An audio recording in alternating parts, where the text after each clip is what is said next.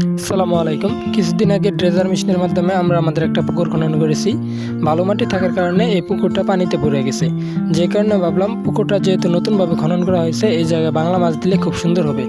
তাই আজকে ময়মনসিংহ জেলার গৌরীপুর থেকে বাংলা মাছের রেণু পোনার জন্য গিয়েছিলাম। মুক্তাগাছা থেকে গৌরীপুর এত দূরে যাওয়ার কারণ হচ্ছে ওই জায়গায় যে মাছগুলো ব্যবহার করা হয় ওই মাছগুলো থাকে অনেক বড় বড় এবং যাতে খুব সুন্দর থাকে এবং পোনাগুলো টেকসই হয়, যদিও মাছের দামের থাকে অনেক বেশি। তো আলহামদুলিল্লাহ হ্যাচারিতে যাওয়ার পরে দেখতে পেলাম হ্যাচারির পরিবেশটা খুব সুন্দর। এত সাজালো গুছালো এবং সুন্দর পরিবেশ আমি আগে অন্য কোনো হ্যাচারিতে দেখিনি। তারা মাছগুলো প্যাক করার সময় যে বিষয়টা করেছে, প্রতিটা ব্যাগে আলাদাভাবে গ্যাস দিয়ে দিয়েছে, অর্থাৎ অক্সিজেন দিয়েছে যাতে মাছের পোনাগুলো মারা না যায়। যেহেতু অনেক দূরে আসবো এই জন্য অক্সিজেন দেওয়া এটাই স্বাভাবিক। আর এইভাবেই রেণু পোনাগুলো বিক্রি করে থাকে। প্রতি 250 গ্রাম মাছে একটা করে প্যাকেট তৈরি করা হয়, যে কারণে আমি 6টা প্যাকেট পেয়েছি, অর্থাৎ আমি 1.5 কেজি মাছ নিয়েছি। তারপরে এই মাছগুলো খুব সুন্দরভাবে পরিপাটি করে সিএনজিতে বেঁধে আমি বাড়িতে নিয়ে এলাম।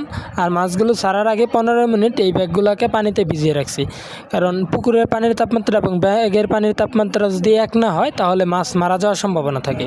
মাছগুলো আলহামদুলিল্লাহ পুকুরের পানিতে ছাড়া হয়েছে এবং মাছগুলো খুব চালু ছিল, যে কারণে এই মাছগুলো টিকার সম্ভাবনা অনেক বেশি। পুকুর পাড় থেকে মাছগুলোকে ছাড়তে গেলে পানিটা ঘোলা হয়ে যাচ্ছিল, যা রেণু পোনার জন্য ক্ষতিকর। এই কারণে আমি পুকুরের পানিতে নেমে তারপরে মাছগুলোকে ছাড়ছিলাম।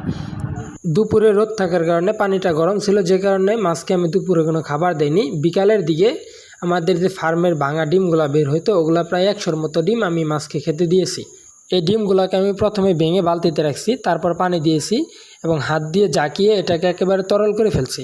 তারপরে এই মিশ্রণটাকে আমি পুকুরের পানিতে ছিটিয়ে দিয়েছি। আর রেণু মাছের জন্য সবচেয়ে উৎকৃষ্ট খাবার হচ্ছে এই ডিম বা পাউডার খাবারগুলো।